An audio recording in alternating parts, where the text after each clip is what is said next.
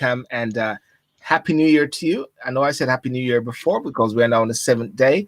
I said Happy New Year because this is the first time we're doing in review for this here, 2021. And Happy New Year to you. I know I said, wow, I even heard my voice there. Wow, that's great. That's fantastic. I even heard my voice on another system.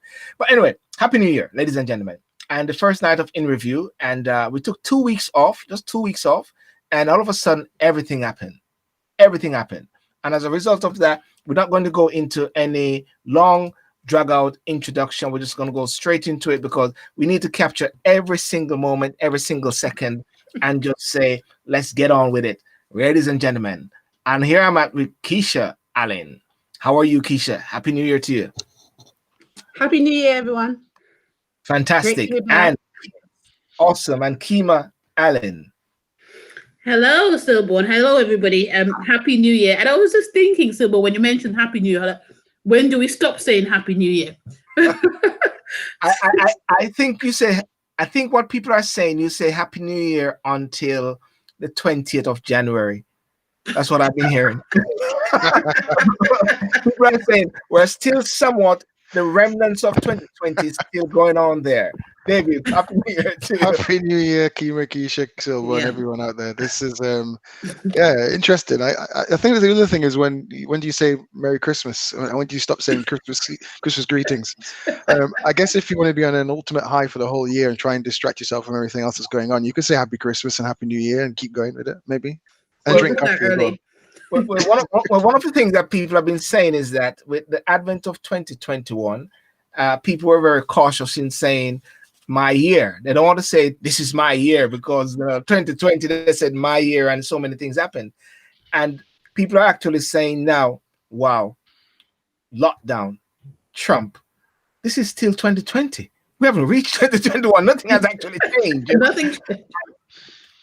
Yeah, I mean, the thing we hold to mind is that at the end of a year, we go on and have new beginnings, new uprisings, new thoughts, new passions, new drives. Yes, things are still lingering on, but the date doesn't really change. I mean, it's just a mindset at the end of the day. And if you could change that mindset to some degree of positivity within your own life or your own space, I think that's the key. Yeah. That sounds like. Go on, Keima. I think about the thing about the new year is that people have this mentality that you tend to want to just close one door and then suddenly open another one. And so when you have what's actually currently happening in the world and the continuing of COVID pandemic, is almost like you can't close that door, you can't really start afresh, and you can't make new promises and new planning things and new, none of that anymore. You see, like it still seems to be a continuation of the same thing, and you just want to just close that, but it's not happening at the moment. It's funny you say that because normally you will hear people starting, I've got New Year's resolutions, whether I'm going to be losing weight, I'm going to do a course, I'm going to start a business. You don't hear anything of that, and it's probably people probably already right after first quarter already. So that's very interesting what you said. I've not heard much about these resolutions going around. Yeah, it's true. I've heard people talk about dry January and they had to give up quite early, which I do not advocate as a doctor. If you can stay off alcohol, then you must do that. But I think it comes down to what I said earlier, which is about self and making sure that you look introspectively rather than outwardly. And what I mean by that is that you can only handle what you can do with yourself. And yes, COVID is going on. Yes, things are occurring in the United States. You may be happy with current state in the UK as well with regards to the impact on your life socially, but you can only do what you can within your own space. And so New Year's resolutions you can still stick to. I think the idea of having a resolution is really looking at how your life is, reflecting on that and trying to get a degree of positivity, as I've highlighted earlier. So if you can do that and not think so much about the wider concepts of what's going on in the world, I think you can still stick to those resolutions, even if it is belatedly. And what's your take on Keima on resolutions? Have you got resolutions? You're scared of saying anything for this year? Well, I never make resolutions, and that's not one of the things because I'm by the end of January is already forgotten. But I think that in practice, people are told you need to write it down, make a plan. So by the end of the year, you actually could tick off a few things that you've achieved.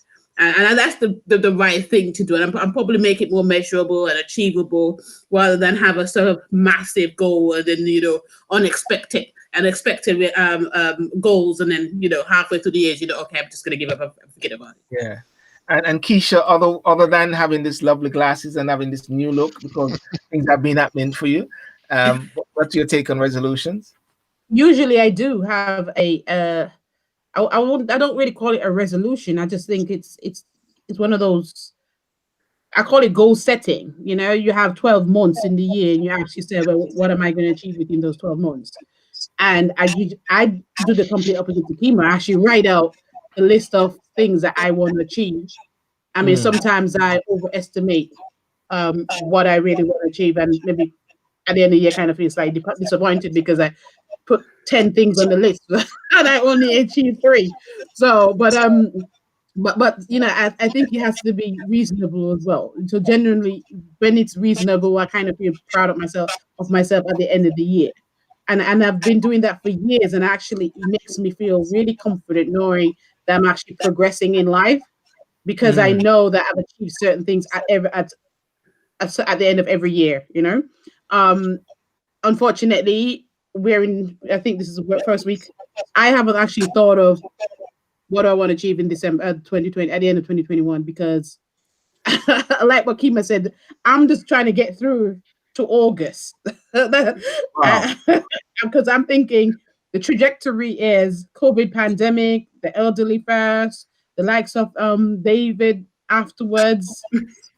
Then you have the 3 other people, and we're probably, people like myself is probably going to be hitting August, September before they actually send us a text message or say maybe you can come forward, or maybe they probably won't even consider us at the time until the following year. But the point is, I can't at the moment. I don't feel I'm in a position to make a lot of plans. I just want to get through this crisis. I feel like at the moment I've been very good. I'd like to think anyway. Staying at home, follow the government guidelines, etc., etc. And I'm just waiting for this all to end, so I could feel like I could start the whole thing again, get back to my normality. At the moment, well, thanks for that. And as you know, one of the key topics that we're going to be talking about tonight really is regarding COVID and new developments, because the last time we were here, we weren't in lockdown. Our last show was, I believe, on the 17th, and now we're on the 3rd lockdown now, and many people are a bit despondent, and things are just sort of shooting off with the new strain. So I'm going to really thanks, ladies and gentlemen, on Instagram for coming on. Those on Facebook and YouTube, please share this video. Let us hear your comments, like and subscribe. David, what is the latest? I mean, it's all over the place though, but how can we streamline this update, if anything? Because there's so much is happening regarding COVID. There's so much. I think most recently, I think the thing to touch on really is about the school situation. We're obviously aware that secondary schools and schools are closed during this time unless you are a key worker, and there's a list of key workers that are out there. Businesses have obviously closed down as well in this 3rd wave, and that's foreseeable to mid-February, really, at half term, where it will be re-reviewed. So that's the first thing to mention, and I think that at least there's been some unity across the 4 nations in regards to the approach to education.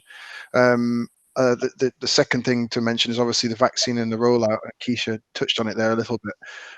There's obviously a hierarchy of people who are going to be afforded the vaccine. Has been press releases in regards to the use of the vaccinations. At present, we have 2 companies that have been are afforded the vaccination to the UK, and at present there has been discussions about how that vaccine will be rolled out. We know that there are 8 centres that are going to be coming into commission to sort of roll out that on a mass scale. I can only speak from my experience. It seems to be very positive. People within the health profession in my neck of the woods seem to be getting access to the vaccine quite quickly. I have a little bit more hope than Keisha in regards to August being a time whereby people will be afforded a vaccine. I think the government's target is, and you can quote me on this, is 2 million every few weeks. So we know that we can get on top of this quite soon, I would hope. And we just have to, watch this space in regards to the rollout. Maybe this will be escalated. I hope that it is. In the early days of the testing program, where we didn't have the number and capacity at hand to sort of test people, and that seems to have increased, and that's why we, in part, are having higher numbers of cases being shown across the country. So I think we'll be able to get more volunteers out there, more people being able to administer the vaccine. And that should help for Keisha's plans in August and their holidays to the Caribbean and treating us all to holidays as well. I'm sure that'll come along. So, but in all seriousness, I think that that's going to be expedited, and I would hope so. It's a shame that it hasn't, it wasn't something that we could relay to people in the first instance, because unfortunately, we've had the promises that this will all be over by X date, and it hasn't occurred. So, for people's morale, I think it would have been nice to have been able to roll it out, but unfortunately, that's not been the case. And then, how I like to do things in a rule of three. I think there's lots that's going on around the world as well, with regards to the different variants that we've all heard about. So, variants of the UK, variants of South Africa as well. There have been grounds to try and delve into the origins of the vaccine in itself, and then sort of WHO are sort of taking lead on that. And according to BBC Press, did you say the origins of the vaccine? The virus. I didn't mean vaccine. Yeah. The virus. And I think that's something that we just need to lend our ear to, because obviously we want to reduce the chance of something like this occurring again, and finding a bit more about the origins will also hopefully help in terms of treatments that we can afford, and trying to reduce the chance again of spreading. So the WHO are trying to take the lead on this, and I know that they have tried to send investigators to parts of the world which shall not be named today, to try and get on top of it. It's very interesting what you say there, because our earlier conversation that we have had since March, April, May, June, a lot of it was testing, tracing and testing. What was it? Track and trace. Track and trace. Track and trace, yeah. But the testing was a key factor, wasn't it, in the whole process? And now we're having lots of testing now. Testing is high level, whereby the government is saying this is the amount of people. I think they say one out of every 50. Yeah, in the UK now. I heard a similar stat the other day. Yes. So, and we're worse now than last year, April, when it all started. So it's almost like we haven't made any progress. And that is what is interesting now, guys, because many people are saying, so hang on a second, we were locked in, we had masks, we were social distancing, and yet it is going. And now we got a new variant. Now we've got a vaccine which is on the horizon as well, which is now injecting persons. How do you see that? You see an end in sight? Yes. I know we're not prophets or what, but yes, I do. I mean, I think I said at the start, a couple of things I said at the start. One was that we'll have to live with this for a long period of time. I don't think social restrictions are going to be anything that will lift very, very soon, even after having the vaccinations. It's part of the process. But the other thing is that we do find that you get bigger second peaks than you have from the first peak. And that's because there's been further time for this thing to spread. We also are getting to grips as to the knowledge base behind this. Do people get secondary infections? When you test more people, obviously you're going to get more people that you find. And this is largely an asymptomatic condition. Again, we go back to that 80% of people will not realize that they have the condition. So if you test more people, you're going to find you get more cases. But that does not preclude from the people who have been going into hospital and the cases that are associated with deaths within 28 days, which is very unfortunate. So what I'm trying to say here is I think there will be a way out. I think there is a way out. I think we will get there. And I've got to believe and hope that is the projected course for all of this. I'm a little bit more optimistic than Chris Whitty. I think he, without quoting him, I think there was a quote that said the other day that it was 2022, 2023 that we get back to some sort of normality. I would hope by the end of the year people will be able to get back to traveling and going. And I don't have any other than an urge of feeling. I don't have any fact for that. But if we're going along the vaccination route and and people are going to take up the vaccines, and that gives us a degree of collective immunity, then I can't see why it is that we wouldn't be able to get back to doing some of the things that we all strive and want to do. Yeah. Keisha, you're always one of the persons who say, listen, I've been doing well. I've been not doing well, but I've been obedient. I've been listening to the government. I've been doing the right things. I've been wearing my mask. I've been working from home. I've been doing all the things. Do you feel cheated? Of course. Absolutely. I'm following the rules and I'm not seeing any changing. I'm not seeing any improvement. I feel like now I'm at the stage where I could say that I feel like I'm suffering, because I'm doing what I'm asked to do, and other people do whatever they choose to do and they get away with it. Some of I don't even know if they give slap on the wrist anymore. I don't even know if they implement fines anymore, So yes, I do feel cheated. But what concerns me more is the fact that, as Keima said, it's almost like we are no way closer to the end than when we started, and then it makes me wonder. I mean, I don't know if David and Keima knows, but what is happening in China right now, Wuhan, China? I understand, and I don't know if it's fact but my understanding is that COVID is no longer in existence there. It's actually has come to an end, and everybody's back to normality. So why is it we can't take a leaf from their book? What's happening? They managed to curtail this pandemic or this virus in a very short space of time. My understanding is that it took a very extreme approach, which of course is mean everyone needs to stay in the home or detain them in their household and tell them that they can't leave, which I think is a very pragmatic and drastic approach to take, but it works. And I don't understand why the government can't do that.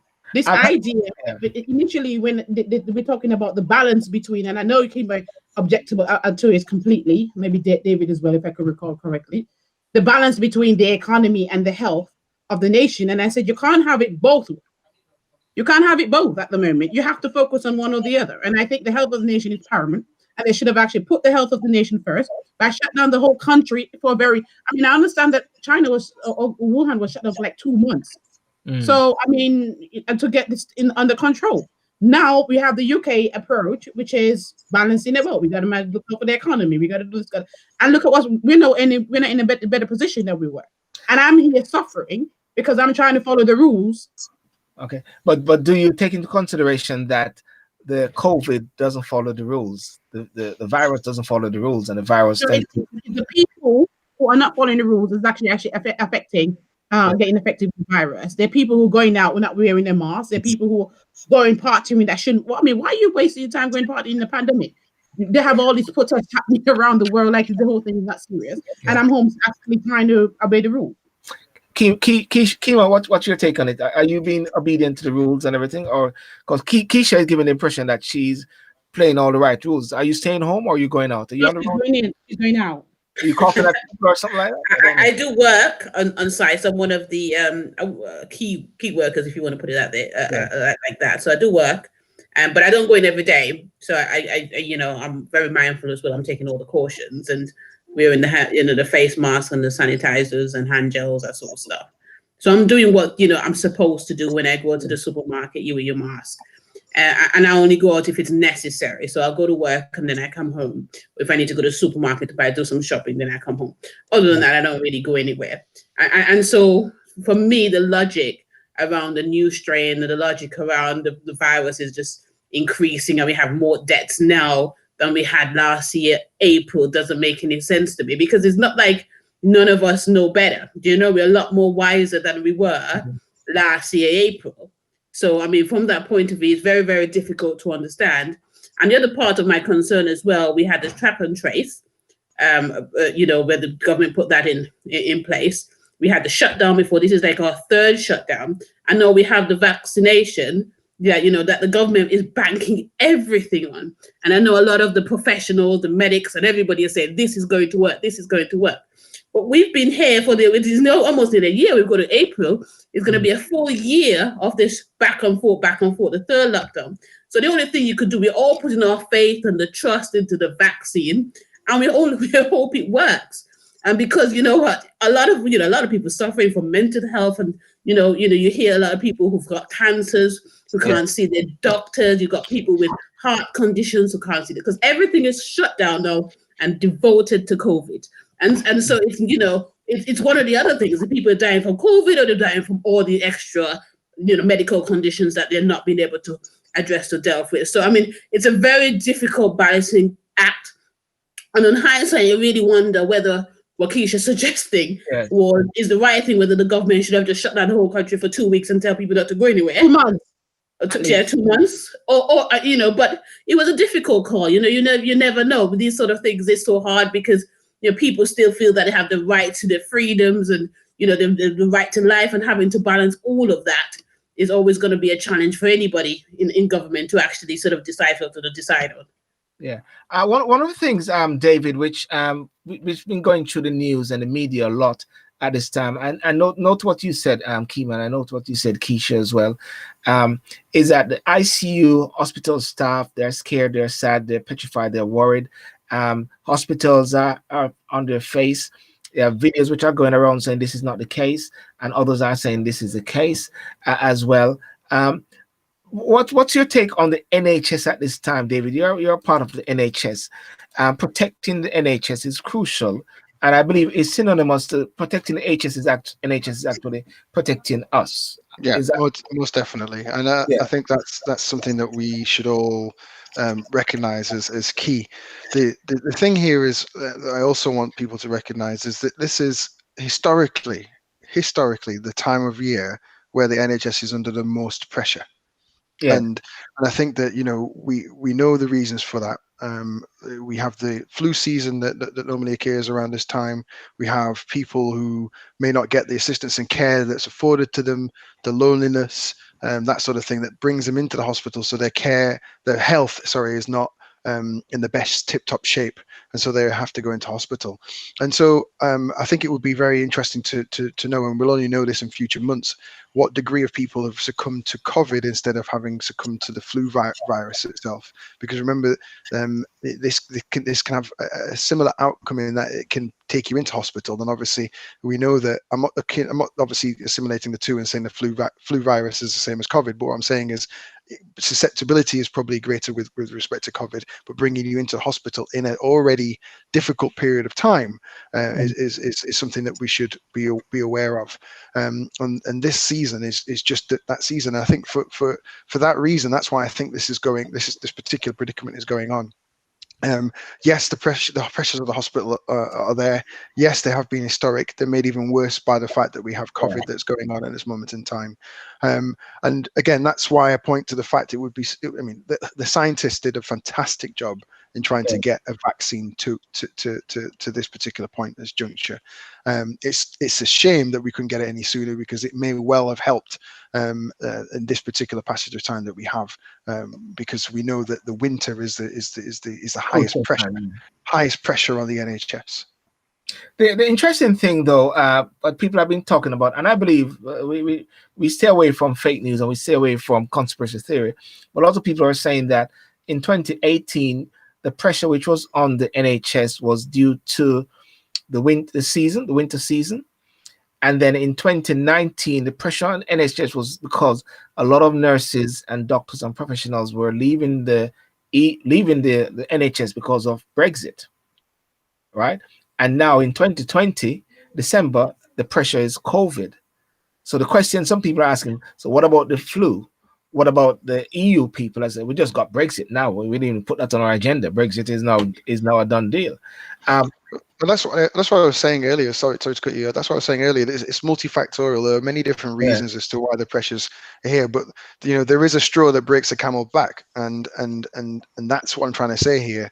That you can only work to a degree of pressures. The pressures would have been there irrespective of whether COVID was there or not. What I'm saying is COVID has made that bit worse, and put the pressures really on the system and put people to the pump. I've got colleagues of mine that are having to work back-to-back shifts because other colleagues are off shift. Nursing staff are under the screw. Healthcare assistants, doctors, the whole hospital system is under stress. And as I said, there would be a stress irrespective of whether COVID was here or not, but COVID makes that much worse. So we can't get away from that. and we have to acknowledge the fact that that's the case, and try and pull together. Now, vaccine is a key thing, and everybody's talking about vaccine. And I'm putting it. I'm not saying Keisha or Keima, you're gonna be the litmus test whether people use vaccine or not. But are you ready for the vaccine? The rollout is ready now. Are we ready? Are you tick the boxes? Are you ready, Keima, Keisha, for the vaccine? Okay, when it comes to the vaccine, Yes.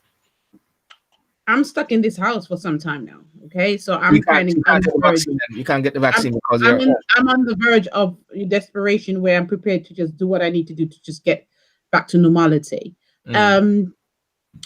But yes, I think I'll have to wait a while anyway. So there's quite a few of us, quite a few people ahead of me, including David, and we'll see how that works out. And by the time we get to me, then I'll be certain if I'll take it or not. But at this stage, I am actually at the verge of actually just need a jab right now just to get me going. Right.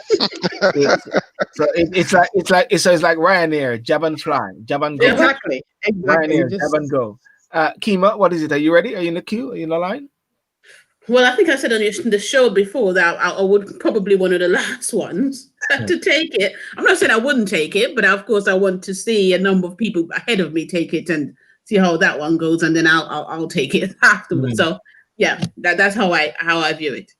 Well, I don't have the image, but my accountant said to me that if Pfizer can raise the dead by creating Viagra, then they can keep us alive.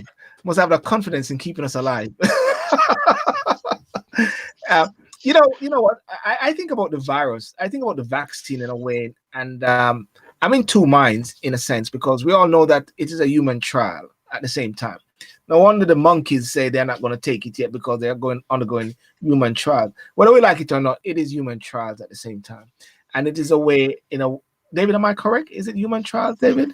I wouldn't call it a human trial because it's but I guess evidence has been collected, and I guess you could really say that we are collecting information. So if you're collecting information, you could call that a trial of some description, but it's not. I don't think we're conducting this to try and find out information. We're trying to save a nation, essentially, and get us back to a degree of normality.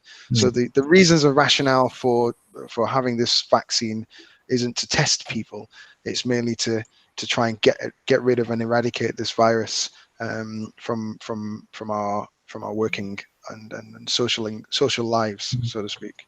I wanted to make sure that I brought you in there because I didn't want the topic to go whereby David did not say anything when Sylbourne said COVID is human trials. The vaccine is human trial. So I'm covering yourself, David. There you go. You're covering it. Sure, I get it. Yeah. But I'm in two minds with it, but I'll see how it unfolds, really, but I believe that people who question and do not want to take the vaccine, they should not be penalized in a way. It's their choice if they want to do it, as long as they're applying the social distance and doing the right thing, wearing their mask. I don't think they should be penalized for it. A lot of people are giving them a hard time for people who say they don't want to.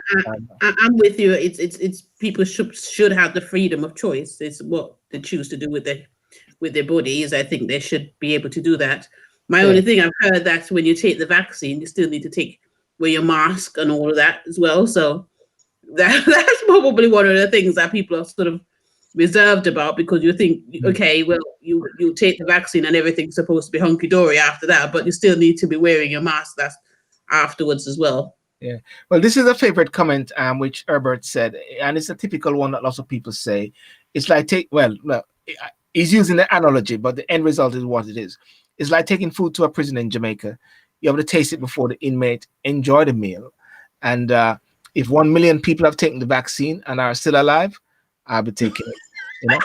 So that's the same thing I said to you. I mean, I'm quite comfortable if a lot of people go before me, and then you're absolutely right here. But I'm with you on that one. So if you're happy with 1 million, that should be next week. But just saying. I guess the question for Herbert is, how long from the million take it then? Is it 1 year, 2 years, 3 years? and then the other question about that is regarding the million is, when and how will you determine? Because this is the other thing again, which many people are talking about, is will it also protect you from getting COVID again? Will it protect other people from, if they come around it? Is it okay? I've got the vaccine now, off with mask, everything. I'm ready to rock and roll. Well, I see it, and maybe David probably have a better insight. I see it like the flu virus. Every year you've got, every year you've got a flu virus, so you get a different strain, you get a different flu jab. That's how I'm looking at it now, because it's already started. We're already hearing about the different strains. So whether this is going to be a one-off thing, you get a jab and you're all good to go forever, I'm not quite convinced by that, but we'll see. I'm not a medical professional. Maybe David could answer that question. So again, in terms of the virology of this, it's impossible for me to say. I think there's two different things that you come up with there, though. You want to know how long it's going to protect you as a person, but you also want to know whether or not it protects you from spreading it to somebody else. Because does the vaccine protect you from picking it up and spreading it to somebody else? You may not have any symptoms, but does it stop you from spreading it? And we do not know the answers to either of those two questions. Yes. Well, somebody just said there's no such thing as normality anymore. A new normal. Yes, Michelle Clark. I haven't seen her up. Oh yeah, there she is. Yeah. There's nothing as normality anymore. I think Keisha, you were talking about anything to get back to a new normal, and David, I think you were saying anything to get back to a sense of normal. Sense of normality. Yeah. Huber made a good point there, though, Sylbourne. How effective is the flu vaccine? Yeah, so the flu vaccine is not as effective as this particular vaccine is postulated to be. That's the answer to that question. And then another question about side effects are reported side effects with this particular COVID-19 vaccine are sore arm, feeling tired, headache, feeling achy, and feeling like you want to be sick. Those are the temporary side effects reported with the COVID-19 like vaccine. A hangover, they say. That's from the like a hangover. Yes, it's from the NHS website. So if you want to direct yourself to that as a source, if you put in COVID-19 NHS, it'll be able to direct you to the resource and and answer some of the questions that you may well have regarding the vaccine.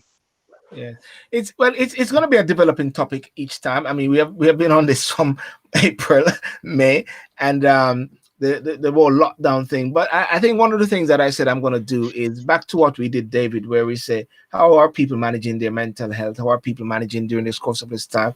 We're going to maybe start another challenge thing with Coach Chris Brown. Coach Chris Brown coming on next week. We're going to talk about how do we super duper our lives, So this lockdown has been extended now, isn't it? Until what, end of March? So there's going to be a lot of mid-February at least. Yeah. So there's going to be a lot of people shut in their houses for a very long time. Yeah. And we've already gone about nearly a year already.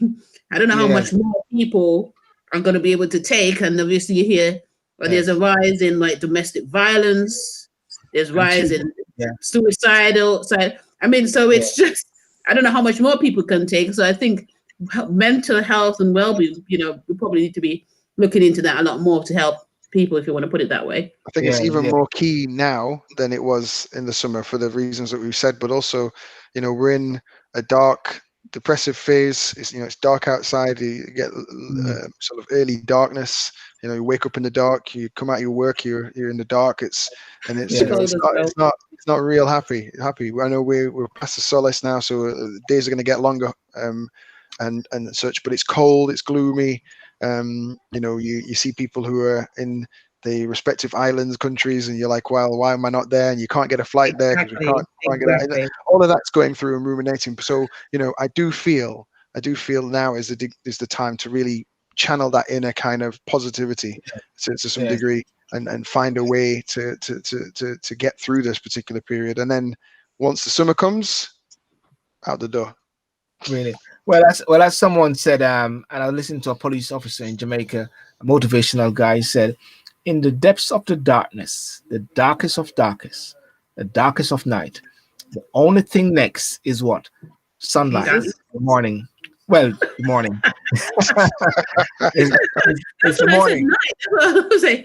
But Herbert made a good point. Herbert said, expert as having a hangover. Is that you, David? Me? No. I can't have a hangover. No, I think it's on the table. I think Herbert is referring to himself. Yeah. and And Desiree say, good night, Diane there. Listen, guys, we're going to be talking about Brexit forever. So let's quickly move on to Brexit. Do you know that Brexit is done now? It's over. It's a done deal. Second coffee for David. Did Big Ben go? Oh. Wow. Yeah, David, winning. You just keep winning. Did you predict that, David? He I said it did. would be a done deal, but a bad deal. That's what I But said. I think you did say. It would be the nth hour. That's what I said. Yes, you did say that it was the end hour. That's what I said. But it's funny. It's like this deal, whether it's a good deal or a bad deal. I mean, the fact is, this deal is better than a no deal. So it's like, it's still. The deal that would have been best would be something that was organised in the bag a year ago, 18 months ago, and there's no stress. Everybody knows exactly what's happening. Businesses can prepare. Everybody's planned. You know, it's happening. It's done. It's dusted. But at the 11th hour, that kind of deal for me means that the businesses were not prepared. People were not prepared to the manner that they should have been. There was lots of toing and froing. There was lots of will they, won't they. That unpredictability was definitely manifested into how the pound rebounded or didn't rebound as well as people thought it would do on the news of a Brexit deal. So all in all, I envisaged that this would be the way that things would go. Unfortunately, this has been a kind of a haphazard dealing that's been going on for the past 18 months or so. So that's why I envisaged. So yeah, second coffee, please. Yeah. Do you think that Brexit should have been put on hold while we deal with the COVID? Or was it the right thing that the Prime Minister carried on parallel actions at the same time to ensure that life goes on?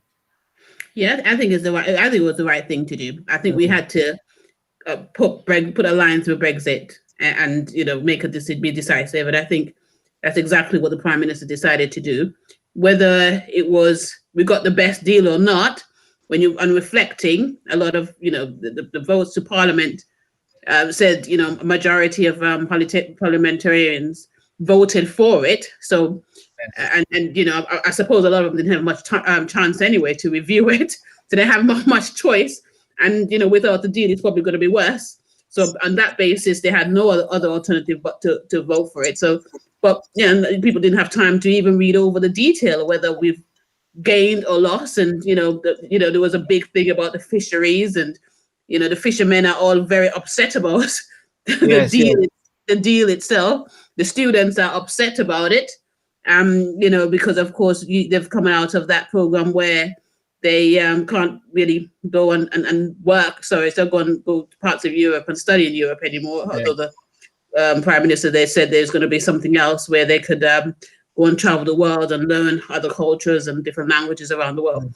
So a lot of people are disappointed. I'm not quite sure, and I'm not convinced that we've got anything different from what we already have. I think we've lost more. I think the fact that we stayed in the custom union and we're able to trade is probably the biggest win, I suppose. At least that would help with our economy. It'd still be a loss. I think about 4% or something it says, but at least we've got that. But other than that, I don't think we've won anything major or surprisingly said we could say, yeah, hooray about. No.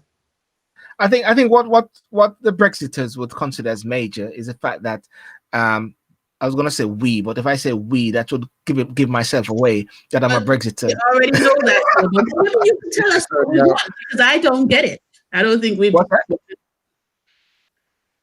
What you don't get? I don't. You think? I'm saying maybe you could tell us what we want away. One or sort of anything that is sort of a big deal for us here. I think it's always good when a country have its own independence and can carry on, because just like what Britain is trying to achieve, well, have achieved now, is what they had before, and that is what even the Caribbean. Mark Golden, who is a opposition leader for the PNP, is saying that it's now time to get rid of the Queen, but they have been saying that for many years as well, because everybody's trying to get some level of independence, I think. And I think it's a good thing. The deal might not be the best deal, but at least you're setting the stage to do some fantastic stuff. And kudos, because the Prime Minister had no choice, really, because he would have lost all those votes which people loaned to him. Well, we're still going to lose those votes anyway. If you look at that. Well, the vote was late. Anyway, but anyway. Based on that position that you said, Sylbourne, I think the level playing field for immigration, I think if we're going to be looking at what from a British fairness, if you want to put it that way, when it comes to immigration, where everybody now would have to apply and follow the same rules and how to move and work and live here, right across the board, whether you're from any parts of Europe or rest of the Caribbean or Africa. I think that's a very, very good thing, because I think there's been a lot of challenge, I suppose, and I think there's that the immigration process has been very discriminatory and cost a lot of money for people who hasn't been part of the European Union. So I think in that sense, I would say there is, some sort of level playing field, and I think that just adjusts the balance there. But in anything else, I'm sort of difficult to struggle to see what other benefits we've had in terms of leaving the EU. And maybe you flip it around, Keima, and tell us what exactly have we lost. Well, that's what I'm saying. I don't think we've benefited anything as different. But the fact that the freedom of movements, isn't it? That is a big thing. Still move. I mean, I think we can go there for 90 days without a visa. I mean, would you actually how many people in the UK would consider moving permanently to the UK to some parts of the European? If you're an expat, for example, there's a lot of British expats who's moved to Spain and Portugal and other parts of Europe. That is going to be taken away now from British people. And this is something that you and I may not benefit from or may not want, but other people, this is something that they would have loved to at least pass that on to the children. No, you're going to have to go through the whole, Well, Michael Heseltine said the process is starting now to go back into Europe. So he's starting the campaign now. So there's a campaign which is going to start to go back to Europe. Nicola Sturgeon is saying that she wants to go back and campaign to get out of Britain to get into Europe. But Boris said not until 2055. So what Nicola needs to be reminded of is that Scotland is still part of the UK, and therefore the UK actually decided to leave Brexit, whether she likes it or not. We've decided collectively, and that's the end of it. And I know she's been saying a whole lot of things, trying to convince her base that there's some type of hope, but I don't know under which government will actually because the Conservatives, they made a big risk, but I think they kind of worked out that they were going to win anyway. They made a massive risk, giving them the referendum, and they were really glad and that they actually vote to stay in the union. Right? Yes. Then they took another risk again regarding Brexit, and they lost that. So unfortunately, I don't really think there is an existing party right now between the Labour and the Conservative Party who would even try to take that risk again for a very, very long time. So I don't really see where she's going with all this argument, as if there's some type of hope for the Scottish people. Well, before I move on to the next topic, I know one Prime Minister, Boris Johnson, may be saying to himself, I didn't plan this. I'd want to just be Prime Minister one day, you know what I'm saying? COVID, Brexit, and all those sort of things hitting him, But I'm sure definitely he doesn't want to be President Trump. And here we go with President Biden now. And ladies and gentlemen, this is a topic that we have been talking about for a while. And finally, I'm actually now going to say President Biden. Before, I've never said it before. I've said President Presumptuous, President Elect to be, and all those sort of things until we find out what is really happening. But now, based on Mike Pence yesterday, we can safely say President-elect Biden and Kamala Harris. Am I fair, David? That's another coffee for you, isn't it, David? He's on a roll. David's on a roll. No, in all seriousness, I'm happy that he's been certified. I'm happy that the due diligence has been undertaken, even despite being undertaken in real serious conditions of what transpired to be something that should never really have taken place. We'll get into that in a second.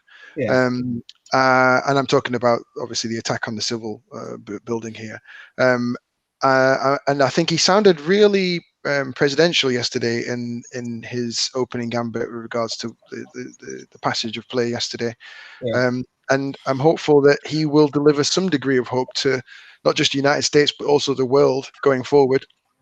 Whether respective you agree with his politics or his party or otherwise, I think he has to now step up to the plate which is being given to him and be that shining beacon of hope, that inspiration that people will draw draw from, because we need that positivity in this world. I think we can all agree on that. Yeah. We can't have division. We can't have people trying to incite violence. That's just not the way of the world. It's not the way that we should be practicing as human beings in 2021. God damn it, that's just crazy. So anyway, that's how I feel. I'm happy that he's there. I'm happy that we're moving forward positively, hopefully, with a brighter future, and that he's been ratified. And what about the present president? Was what happened yesterday? What do you guys think about that? Was it President Trump's fault? Let's just wind up the clock on the president. I think that's what needs to happen now. His days are numbered. His days is gone. He just needs to get out now. We need to find a way to remove him if he needs to, if we can. But if not, he just needs to be ignored. We need to turn down the social media presence for him. And I'm all for free speech. Don't get me wrong. I'm all for free speech, but I'm not all for inciting violence. It's as simple as that. And when you start to think about the way that event yesterday transpired, he who shall not be named was really chiefly responsible for that, took no leadership or ownership of the whole situation, and acted to try and keep the fire burning, and was dropped like a hot potato from people within his party. Yes. That just shows you how the manner of the man. I don't like to insult, so I'm not going to say that he's not a man. I'm just saying that it doesn't make sense for him to have done what he did yesterday for the benefit of people. If he thought outside of himself for a second, you have a stage, you have a role, you have a presence, and you have a voice as the president of the United States, and that voice was not used in the correct manner. And it brought further division within what was supposed to be a United States. It really wasn't united yesterday, and will take a long time for those divisions to heal. Outside of what happened yesterday, it's going to take a long while for the Republican Party to come back. And I'm of the thought that you need to have two parties, if not more, to counteract each other, to bring benefit, to bring voices from the people of both sides. And if you just have a unilateral government acting in the way that it wants to, then that can be a problem in itself. So if he has put the Republican Party further back than where they should have been, that's a big problem as well in itself. But I'll let you guys carry on this. So I can safely say then, because Biden now has a very good hand, because yesterday the two of the senators from Georgia in the mind, they won. And I think it's 50-50 now, and Kamala Harris will so he's got a good hand. But what do you think about even this entering to Capitol Hill at the time by the demonstrators? The greatest country in the world, supposed to be the more secure country in the world after September 11, as Lindsey Graham was actually saying. How could that be? Well, for me, I'm not surprised at all. And I think we need to go back from the time Trump started campaigning, and some of the rhetoric and some of the things that he has said has really worked up a lot of people in the United States, and also over here, because you hear some of that very far right rhetoric as well. And he has a lot of supporters as well in the UK. Yes. And who's actually one of the things that they've done, in particular yesterday, you hear some of the right-wing media were saying that some of those people that were marching was, some of the people that were there was from Antifa and from Black Lives Matters. They were trying to spin it, but of course it didn't work. And you hear a lot of people as well over here when they talk about Black Lives Matters, they talk about, it's a Marxist. It's a Marxist organization, as opposed to the fact that the organization is trying to promote, to talk about police, raise the awareness around police brutality. So you see a lot of that lies and misinformation who has started, not just yesterday, over 4 years, and he has promoted that, and a lot of people has been influenced and listened and actually ran with his sort of propaganda, which actually made, over here and in the United States, people be even more divisive and that is the huge problem. But for me yesterday, I just observed and I listened and I watched. And when I looked at it and I thought to myself, people, particularly some people over here as well, they actually say there's no such thing as white privilege. Yeah. There is no such thing as white privilege. And when you look at that yesterday, you think to yourself, well, who in their right mind today could wake up and look in the mirror and say to themselves, there's no such thing as white privilege? And where you're coming from is, if there was black people doing that, it wouldn't have amounted to that. You're trying to say they wouldn't even get on the steps without being shot. It's just, and that's the fact of the matter. You have these people walking into the building taking selfies. You have one guy who take one of the statues, and there was just passing, and no police ever stopped him. It doesn't make absolutely no sense at all. But if it was a black person doing that, I'm not even wouldn't even pass the step. Yeah, Keisha, I heard what Keima said, and I've seen a lot of social media commentary about that particular point. And sometimes I wonder, is it that America is like the bit in, I should say, the show Eddie Murphy, Delirious Raw, when the ice cream man was coming down the road and he said, ice cream man is coming. And he said, watch out, let these guys run. So the ice cream man know the children are there, but he said he's got this power. He's going to get them running after him. And the children started to run. Is it America is like this playing on people's emotions? People are worked up. People are all flustered. And someone from America said to me, Sylbourne, America is so big. Don't get carried away by all of this demonstration which you're seeing. Ghana, Africa, Nigeria, Jamaica. Are we focusing so much on America to a certain way where we're missing out on the fact that there's other life than America? Why are we saying to a certain extent? I understand that the white privilege. I understand that if it was black people, it's more than likely they'll be shot. But why are we working ourselves up that much? Is it our problem? I don't know. I'm just putting that up. Keisha? It's simple. The reason why we are all surprised and shocked and maybe even horrified by what we saw yesterday, because America is the world superpower at the moment. And really? they yes. Okay, let's not go there. it is. Sorry. I know it might be debated in the next couple of years, but there you go. It is.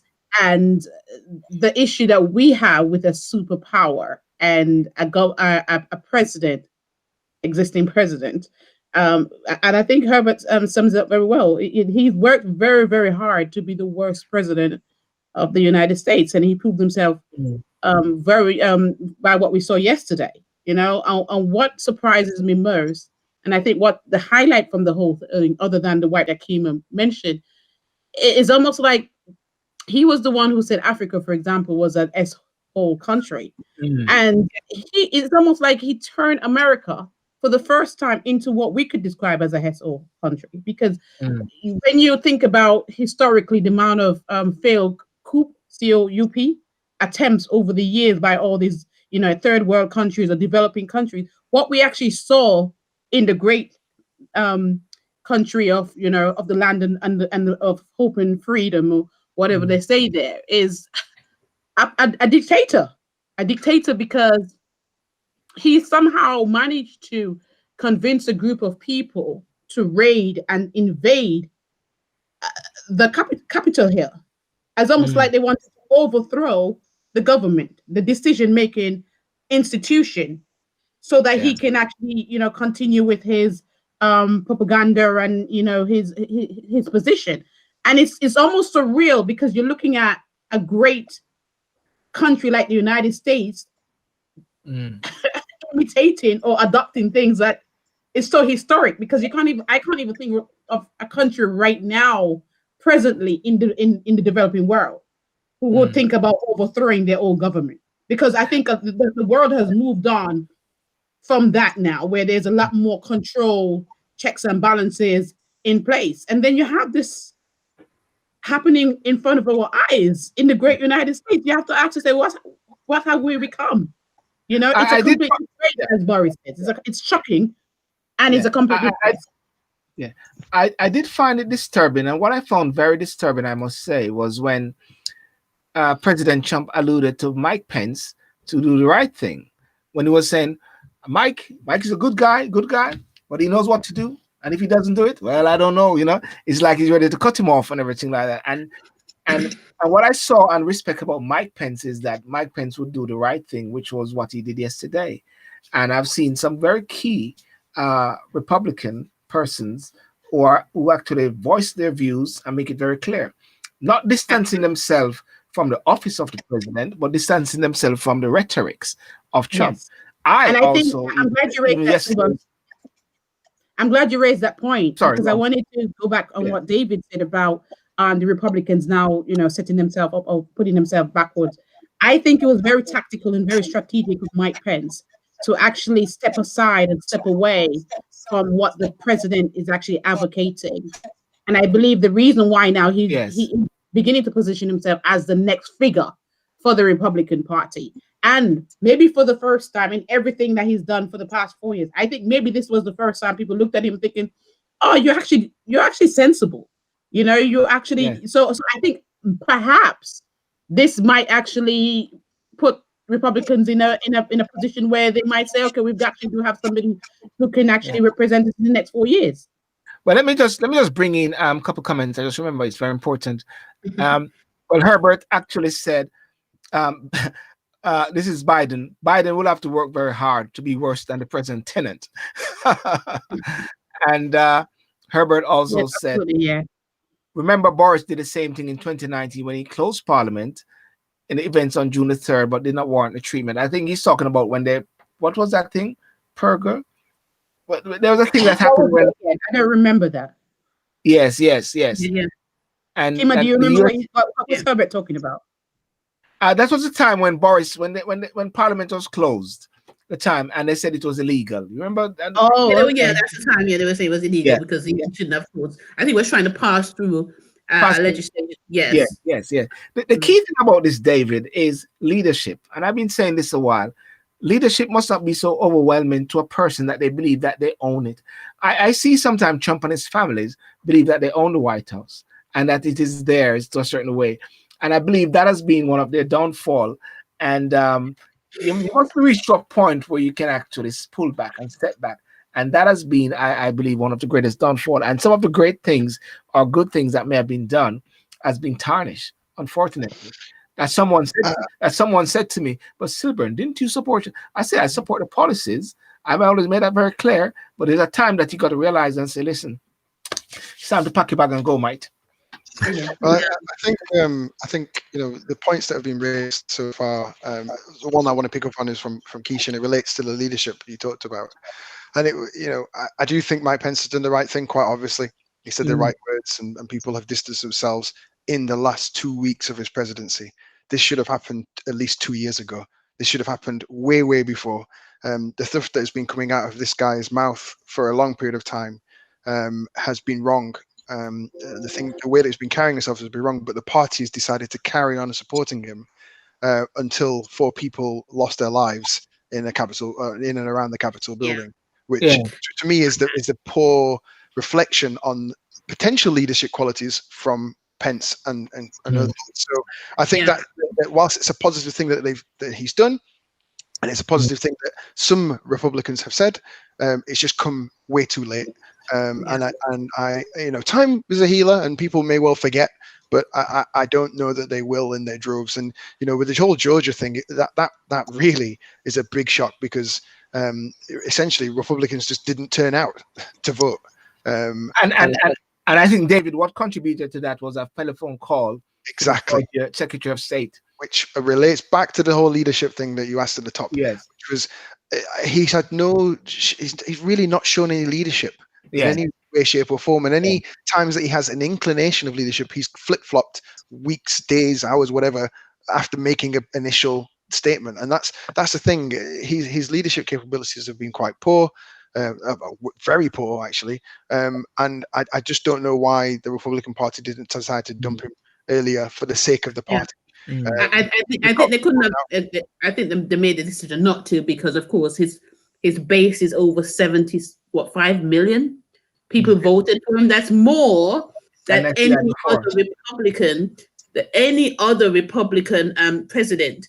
And he's got more votes now than he had the problem with the Republican Party, they've struggled a lot the last couple of years to get minorities to vote, and he's got more minorities to vote. So when you look at the numbers and people who are supporting him on that basis, a lot of them will probably think, well, I'll be really stupid to actually denounce him now, because especially if you want to stand for a Senate seat or any seat, you want to make sure that those people who are supporting Trump will vote for you. And that is why they took so long before they could actually condemn his action and some of the things that he said. But but you can see now how that's massively backfired, completely taking that stance. And as I said, sacking him off two years earlier, they could have replaced him with Pence. Could have shown a lot more stronger leadership, and that would have then maybe given rise to those people who are the supporters of Trump to say, oh, actually, we've got Pence in power.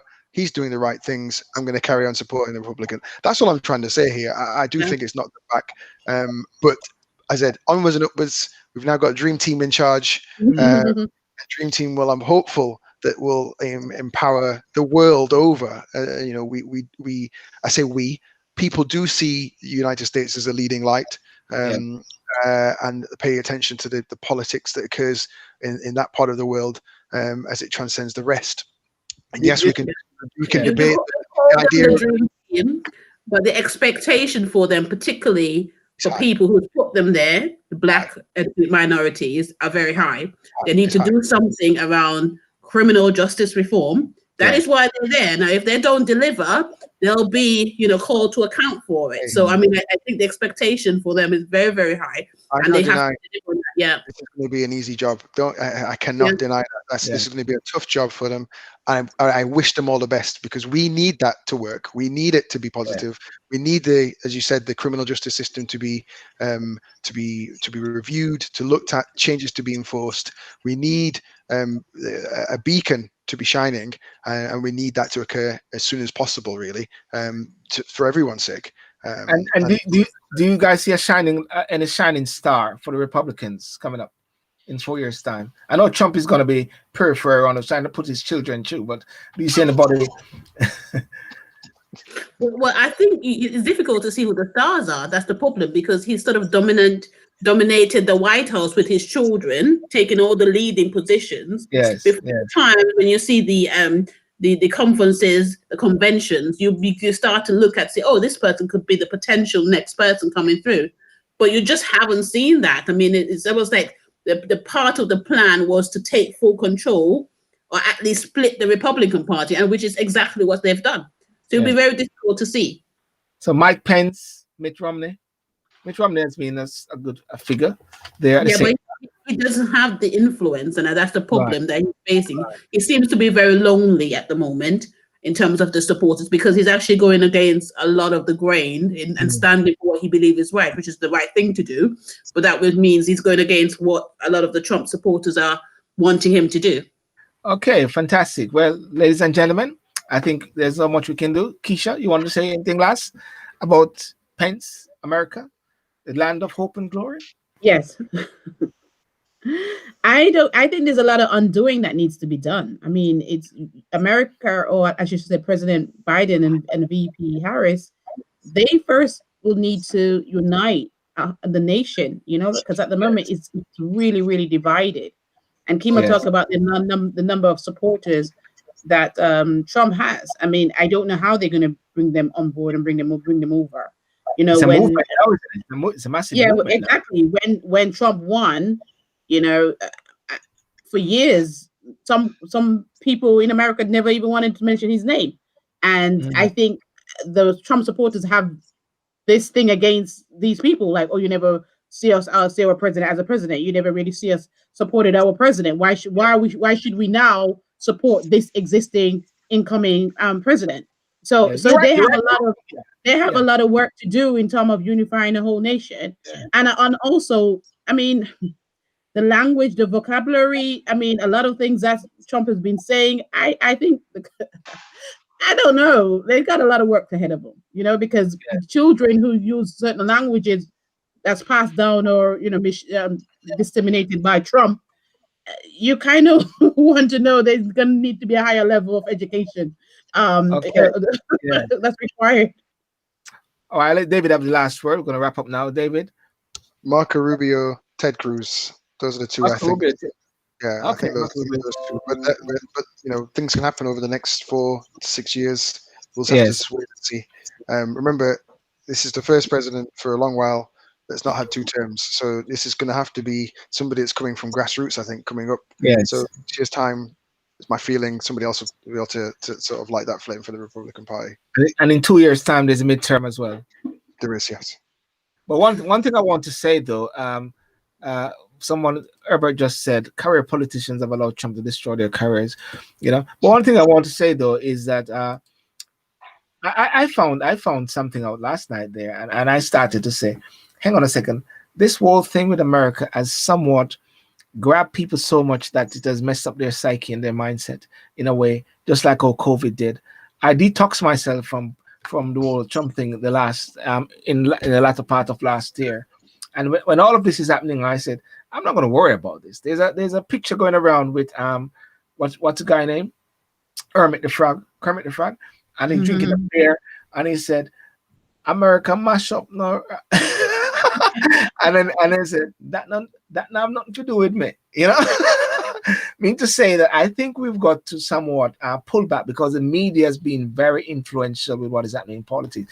And Lindsey Graham said something today. He said, "You guys have dogged this man from he won the election. You dogged him. Sometimes I even wonder if President Trump realized that he's actually the president. It's like he's always trying to affirm himself that he's still a president, and yet at the same time he was a president. And so when the word unite comes in all of a sudden, there's a lot of work that Biden and thinking they need to do. And America also need a rest. But sometimes a rest can be very dangerous because that's when things happen. Because the last thing I heard that was really strange was when someone said in the house, "Amen," and "a woman," and you know where that's going. That's America coming up next. I won't go there further. Next thing they cut me off. But that's what Kamala and Biden will come with, ladies and gentlemen. There we go. Somebody say it took me a long time. Well, it all takes a while. So anyway, that's it. That's it. Thank you very much, Sylbourne. I think it was a good show tonight. Thank you. Thanks everyone for tuning in. Yes, Samuel, JL Samuel, you said a lot there, man. I let me see if I can grab something there. Well, because how do I put these? I don't like that word there. So that is why I didn't put it up. That they work against Black people, but also a lot of opportunity in America as a superpower. The thing that are done, I think sometimes the wordings. I understand where you're coming from, but sometimes the wordings sort of show us off in a way like that, All right. So bye everyone. Bye, Michelle. Herbert. Yeah. Yep. Have a good night. All my people. All my people. All my people. And we take it off from there. So thank you very much. Have a good night, and God bless you. And let me I need to do something before I go because it's always good to leave on a. I was trying to find a video, but I can't find it. It was something very interesting, but we can't find it. So that's it. Have a good night, guys. Peace out. Good night. God bless. Peace out.